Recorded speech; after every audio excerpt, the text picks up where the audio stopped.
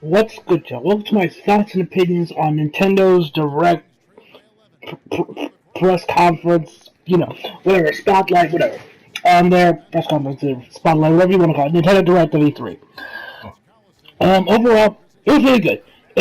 I would say it's either a close second. I would say this tied with Sony as like who won E3. I would say Sony and Nintendo share the crown. They won.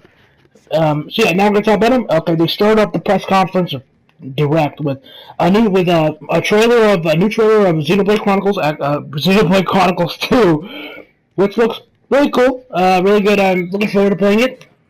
Piques my interest. So I guess I would like to see some more. I believe it still has a fall 2017 release, if I remember correctly. Then they showed off a new. Okay, so yeah, it's 2D again. It definitely reminds you a lot of Kirby Return to Dreamland if you played that game, and yeah, it looks really cool. I mean, it looks like you know how Kirby usually sucks up their enemies to get abilities. Well, in this game, it's actually like if you suck up your allies, if I remember correctly, you get their powers, which the way they show off was like was Kirby with like a Link hat thing, whatever those are called, with a sword. It looks really cool.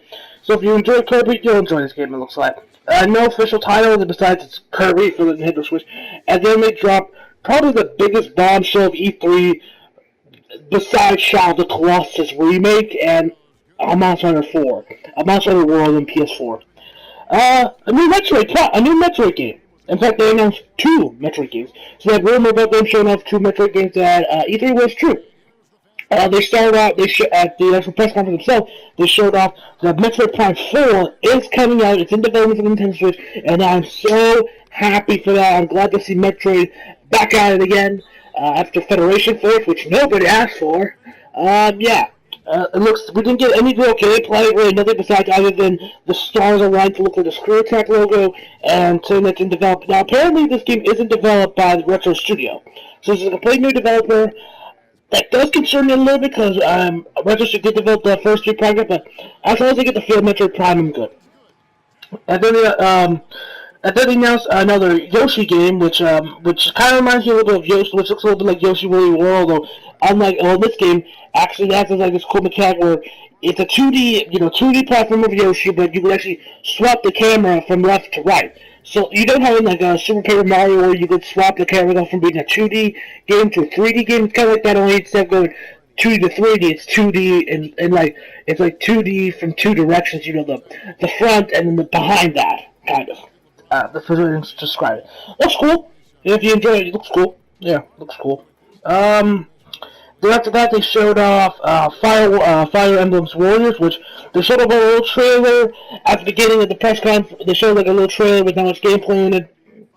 And the press conference, something that they showed a more in-depth gameplay of it, which I saw a little bit of. Looks pretty cool. It looks like Dynasty Warriors, so if you enjoyed Hyrule Warriors, Dynasty Warriors, you'll enjoy this. Then they showed off the expansions for Zelda.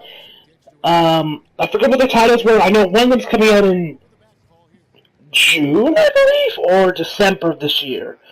But don't quote me on that. One has okay, they first show off the Trail of the Sword, which is pretty much, it looks like this kind of mode where you start off with like literally no weapons. You start with this like little stick with like no clothes on, and the farther you go into, the more upgraded armor and sword you get through the game. That's what it looks like. And then they also showed off what was it? They also showed off like some master hold up. Hero's Path mode, which they showed nothing other than a map for, and they also announced a bunch of new armor pieces. There's a Majora's mask, and they gave Tinkle's clothing. There was the armor from Spirit Tracks and a few others. And then they also announced what was it? Another mask called the Kodoko mask. Is that how you pronounce it? And then a master mode, which I'm guessing is like the Master Quest, and there's all the games which pretty much is a hard mode. That's at least what I'm guessing. And after that, they showed off the Stone Towers, which I'm guessing is part of the new expansion. Then they showed the second expansion, which, from what I gathered, without having played the game, looks like just a bunch of side characters are getting their own DLC. Don't really know much about it. They didn't really show much. The first expansion is coming out in June 30th of this year, and the other one's coming out in holiday 2017. Looks interesting.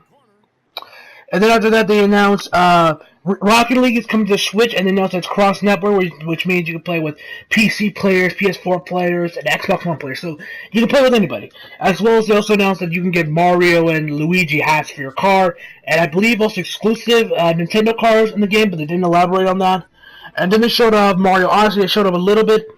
That's how they ended the show. They started off a little bit of that, and then they showed off more at the Nintendo at the Treehouse event, which looked pretty good. And I saw that as well as the gameplay for at the Treehouse event. It looks good. It looks good.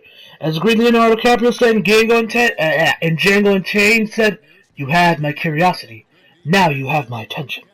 I was curious about it, and when it got first announced, Zelda, when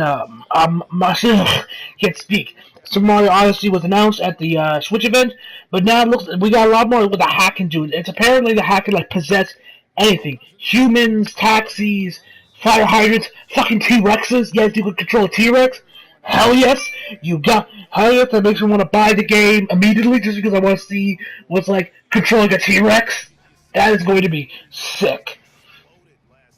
So yeah, the gameplay looked pretty good, and yeah, the gameplay at the Switch at the Treehouse event looked also really cool. Then they also announced also the Treehouse event, a Metroid 2 remake, guys. Yes, a Metroid 2 remake.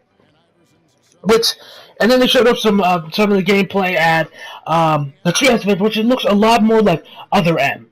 Which is kind of like, it's kind of like more, like, where it has, like, close quarters combat at the game, which I really like this remake. And knowing this remake exists makes all the shady shit Nintendo did about AM2R make a lot more sense. Well, almost everything nice, the whole, like, them, like, cutting their, like, funding, or they're cutting their, like, I forget what was it. I forget what were they threatening the Game Awards of cutting if they showed AM2R at like the Indie Showcase of the Game Awards. That I still understand why they didn't do that. That's still I find that really shady. But everything else, like them canceling the game, them having like the website shut down, and having and starting the developer with a DMC takedown notice. This all makes sense because they were working on their own Metroid 2 remake. Why they kept silence for this long and instead just leaving us all in the dark? Well, I kind of see why, but it looks really, really cool. I cannot wait to see more of this. So we're gonna get 2 Metroid games. We got 2 Metroid games announced. We got a Metroid Prime 4 and a Metroid 2 remake, which is called Metroid Samus Returns. Which also announced a special edition of the game. Totally gave them a soundtrack of like 24 tracks from all the Metroid games. And it looks really, the graphics look great. The gameplay they showed off at the Treehouse event looked excellent. I'm very hyped. I'm very much looking forward to seeing the rest of this game. See more of this game. I believe it's coming out in September of this year, if I remember correctly. September 19th, I believe. And yeah, and they also announced a new Mario and Luigi game. And yeah, I think that's about it they announced. I didn't watch the whole Treehouse event, or wasn't paying attention to the whole thing, so if I missed some games that they announced there, forgive me, I wasn't really paying attention. I was playing, after I saw that, after I saw Metroid 2 and Metroid Prime 4, immediately, I was in the mood to play some Metroid, so I went on my Wii U and played some Super Metroid on my Wii U versus via the Virtual Console. So yeah, I really enjoyed Super Metroid, by the way. Damn good game. So overall, Nintendo is definitely tied with Nintendo. Yeah, it's tied. Nintendo is tied with Sony for the for who won this year's E3 press conference. I say it because Microsoft didn't really have any real bombshells. Like, holy shit, I did not expect that.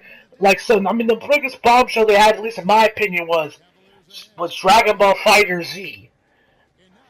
Which looks really cool. I cannot wait to see more. Apparently, there's gonna be a beta out for this game, as well as being playable at the E3 games at the E3 floor. So if you want to go to E3, you can play it there if you're a Dragon Ball fan if you're curious. So I'm looking forward to playing it. So yeah, I am looking forward to that. And I'm looking forward to beta. Hopefully I can get signed up for that and play. I'm really curious how this game's gonna play. So yeah, and that's about it. Yeah. The Metroid game, Metroid 2 remake looks all amazing. I cannot wait to play that. Looking forward to seeing more of Metroid Prime 4. And Super Mario. Oh, they also showed some more off of Mario and Rabbids Kingdom Battle. Just big just exists, and also Skyrim, because not everybody wants the Ubisoft and the Bethesda press conference. They have to announce it. I've really showed off a bit. Makes sense. So overall, I would give them a 10 out of 10. Honestly, it was a damn good press conference. I'm very much looking forward to more of the of Metroid Prime 4 and the Metroid Prime 2, Metroid 2 sequel, remake. Looking forward to that. And yeah, so leave a comment of what your thoughts were of Nintendo's press conference. Who do you think won E3 this year? Your thoughts on the press of this week, on the press conference as a whole? What are you looking forward to playing if you're going to E3? What are you looking forward to? What you can't wait to see more of? So yeah, I'll give this press conference a 10 out of 10. Tied with Sony. So yeah, as always, guys, leave a like on this video if you enjoyed it. Comment if you leave a comment of what your thoughts were, and if you're new, subscribe. As always, come back for more. See you guys next time. And now, enjoy the rest of this 2K gameplay.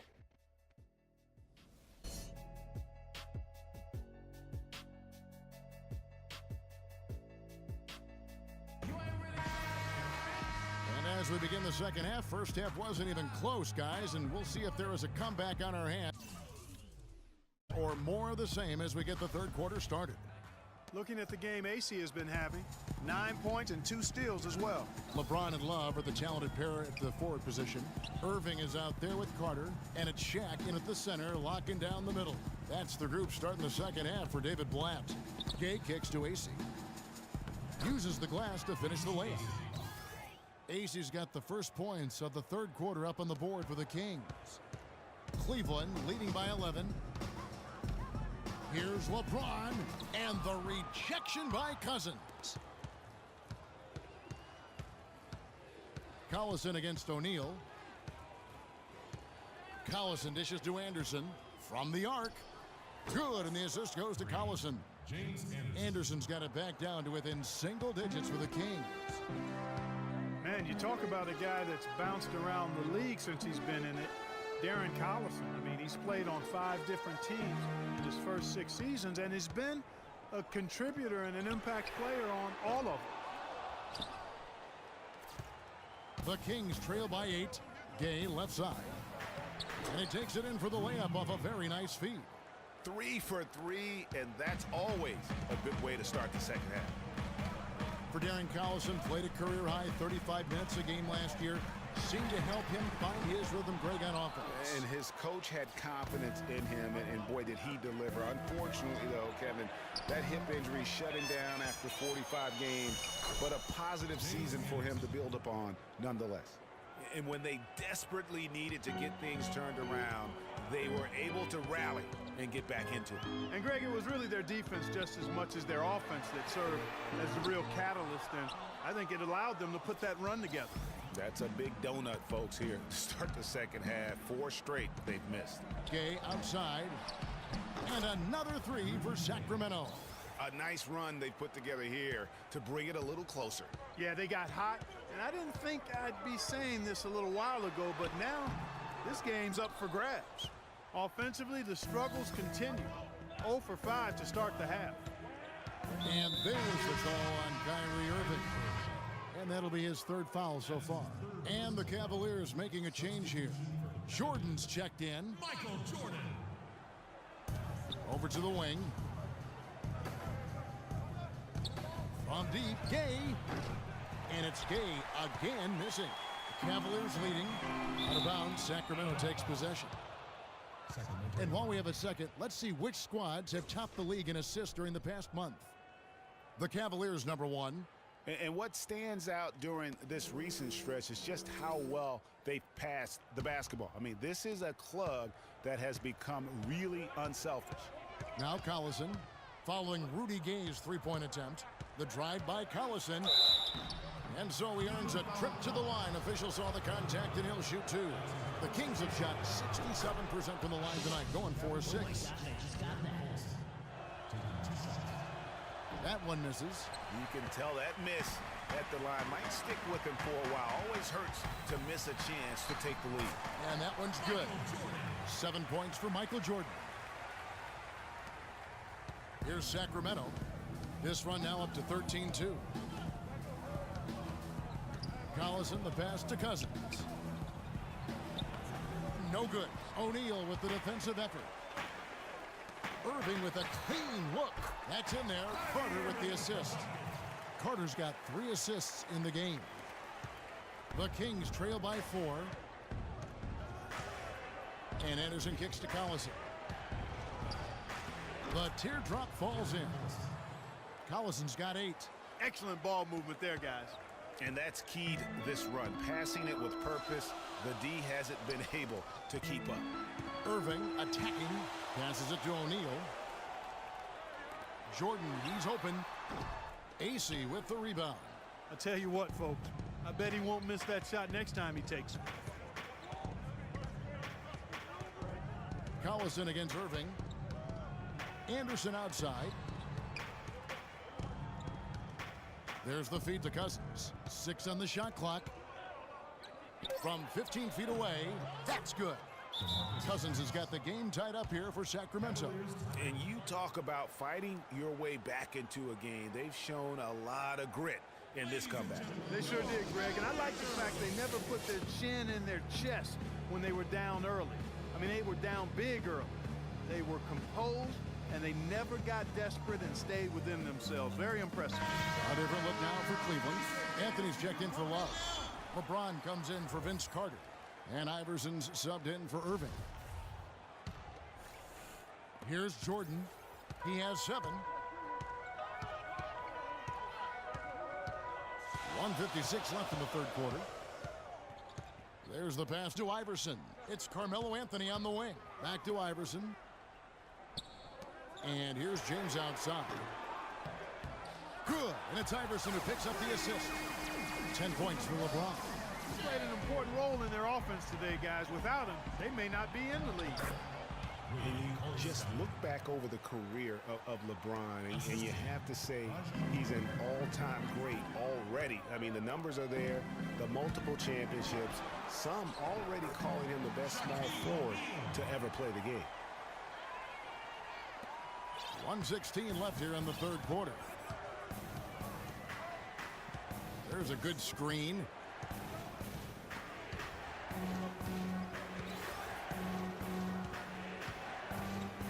Rondo against Iverson, and it's Allen Iverson with the foul. That's his first foul.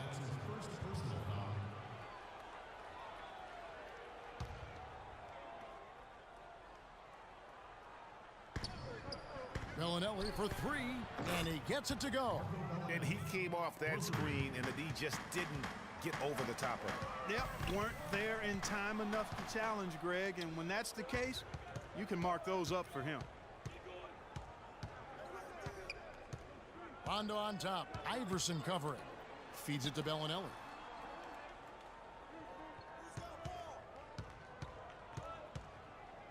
Five on the clock. Here's Cauley Stein. And that misses. That would have put him up. You almost have to assume he's going to knock those down when he is that open. And it doesn't really matter who starts the break with how he runs the floor. He seems to always be the one who finishes it. Yeah, he is so fun to watch, and how he attacks the rim at full speed like that, man. It's something to behold the way that guy gets to the rim. Here is Caspi. Looking at his point production, he averages almost 8 points a game.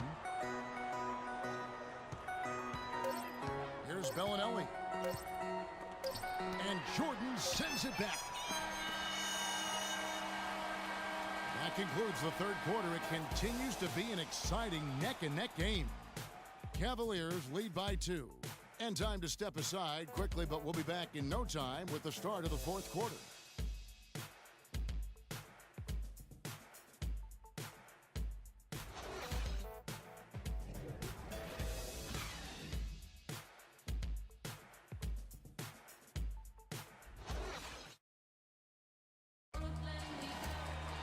All right, we welcome you back to what's been a hard-fought battle. Fourth quarter should be good.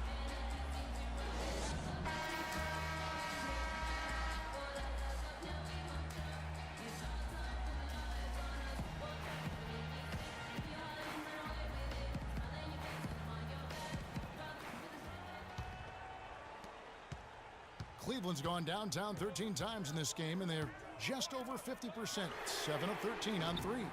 On the floor for Sacramento, they've got Anderson. Rudy Gay is out there with Cauley Stein. That's Rajon Rondo. And it's Cousins in at the 5, roaming the paint.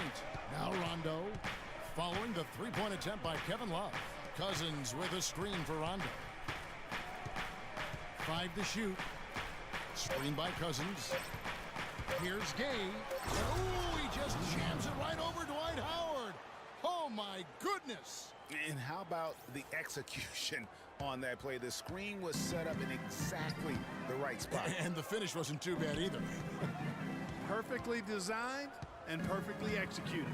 And that replay sponsored by Kia, the Kia Slam Cam, giving us a great look at that one. Now here's Howard. Cleveland needs to get a shot off here. Outside Carter. That's good. And the Cavaliers lead by 3. Timely passing leads to assists, and that's been the recipe for success. Everybody on the same page, completely in sync. Tremendous communication and awareness. And stolen by Kyrie Irving. Here's Love, and he dunks it down.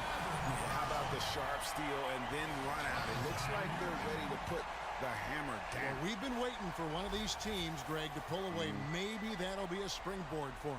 Could be. A dunk like that coming off a great defensive play has to build some momentum. And here are the Kings now. The Cavaliers making the shot.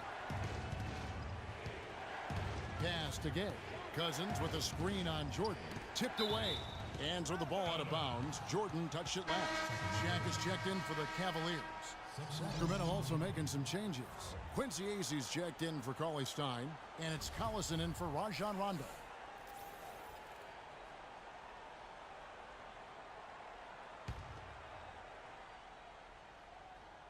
Here's Acy. No good. Good D from Love. And he thought he had a clear path to the hoop, but the defense didn't give up on that play and cut him off. Outstanding perimeter defense there. That was a well-contested shot. Yeah, and you know he takes a lot of pride in his defense. There are no easy threes if he's on you. Now here's Cousins. Great D that time from Love. To the inside. Stolen by Anderson. Collison with it. And it's sent back by Irving. Inside. Oh, tried to dunk it home, but drew the foul. It'll go to the line. How about Michael Jordan in this one? 9 points, and he's also got 1 block to add to the mix today. Yeah, and that's just a small part of what we've seen, but it's been a solid contribution defensively. At the line for your Cavaliers, Michael Jordan. At the line for 2.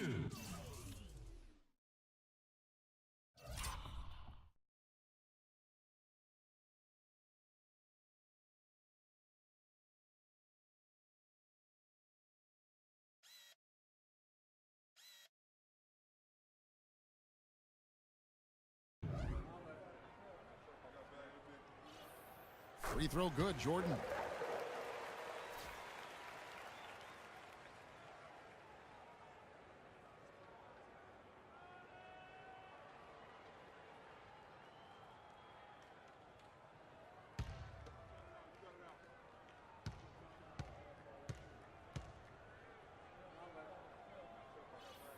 And he makes both free throws. He's a dead eye at the line, fellas. Just call him automatic. He doesn't miss many of those. The Kings trail by 7. Guys, they're looking for a way to score here. Yeah, they've had a tough time getting the lid off the basket so far. Quincy Acy. And the deeper we get into this game, it seems like the more the offenses are in rhythm. Without question. I mean, both of these teams are firing on full broadband bandwidth. I mean, full throttle ahead. And that's out of bounds. Sacramento will retain possession. Kings ball.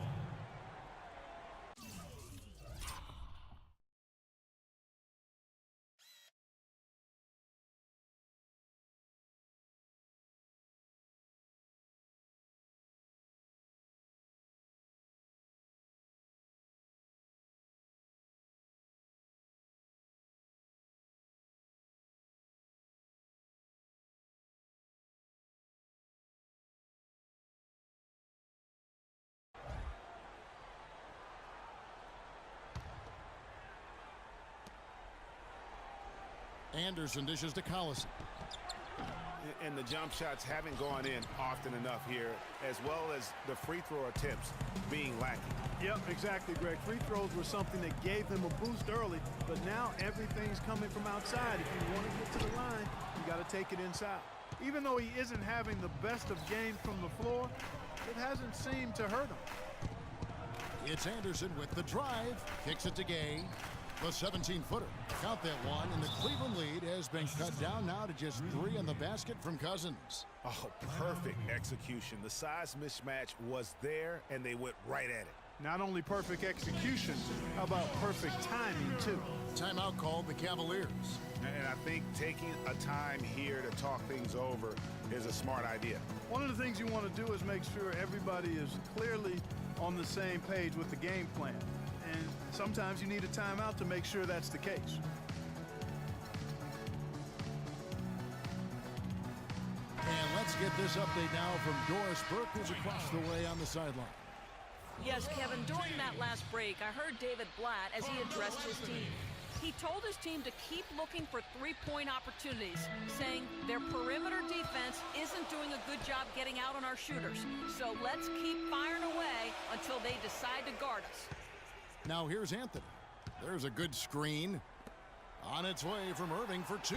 That's in there. Anthony with the assist. Anthony's got 3 assists tonight. Great job of utilizing that screen and finding space to knock down the jumper. Good basketball. Collison against Irving. Collison kicks to Cousins. The shot no good. Great D that time from Howell. To the middle. Here's Irving. And the ball travels out of bounds. It was last touched by Gay. Cavaliers ball. 3 points, Tornadoes.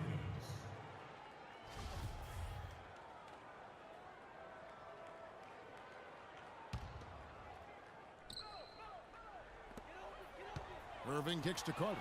Stolen by Anderson. Collison against Irving. Outside Collison.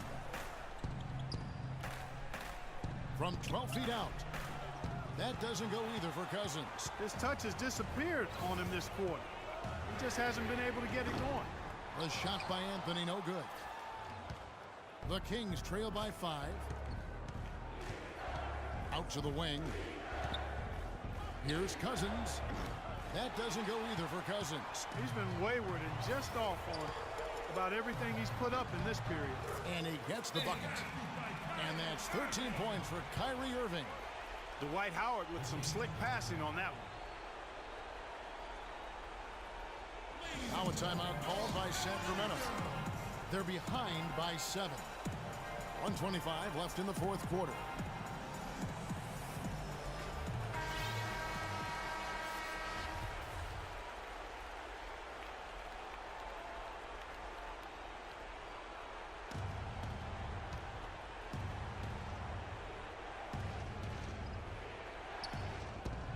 .25 left in the 4th quarter. The Cavaliers leading by 7. And here's Anthony from the arc. And that comes off the assist by Dwight Howard. Howard's got 4 assists in the game. Now a timeout called by Sacramento. They're trailing by 10. There's 1:17 left in the 4th quarter of this one.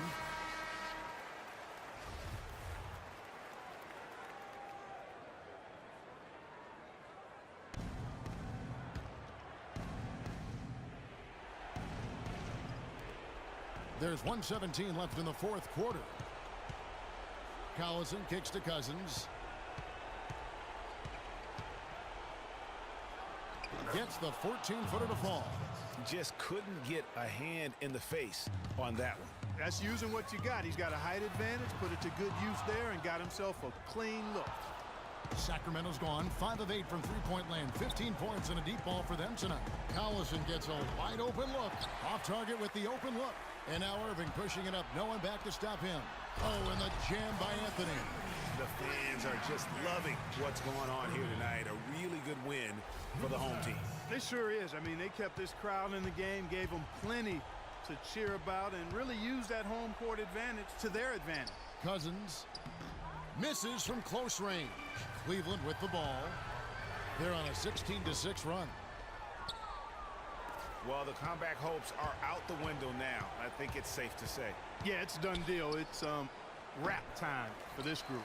Tell you what, as well as he shot in the last quarter, Kevin, it's a total flip here in this one. He just can't get anything to go in the basket. Collison kicks to Anderson. Takes the three. They get it again. Howard drives in. Can't get it to fall. And the miss. So we see the Cavaliers taking the win here. A confident win, and one where they clearly showed the greater effort. They certainly put on a good show here at home, and I think they felt they had the edge and that extra little bit of confidence. And time now to go courtside as we send you over to Doris Burke from the sideline. Doris?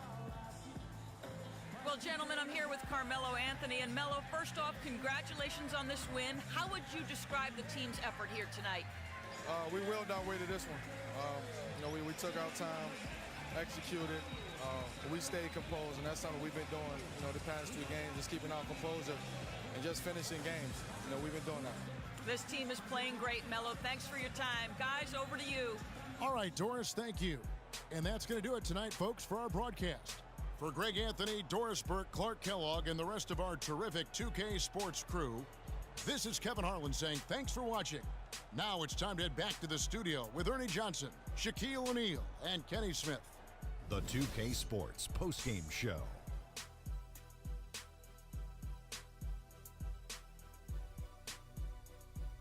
Hey y'all, Ernie Johnson here along with Kenny Smith and Shaquille O'Neal. Welcome back for the presentation of our Jordan Player of the Game, Kyrie Irving. I can't imagine a player having a better night from the field than he had tonight. His shooting percentage was off the charts. He used every trick in the book to get those high percentage shots. He shot from every direction, and there was a little bit of luck here and there, but he was on fire. I don't know if there's a fan base that loves their star more than this crowd. Wow. You get jealous, and he feeds off that support. Once they got behind him, he became unstoppable, man. And folks, that's it for us. Thank you for tuning in. Always a pleasure. For Kenny the Jet Smith, for Shaquille O'Neal, this is Ernie Johnson. Have a great night.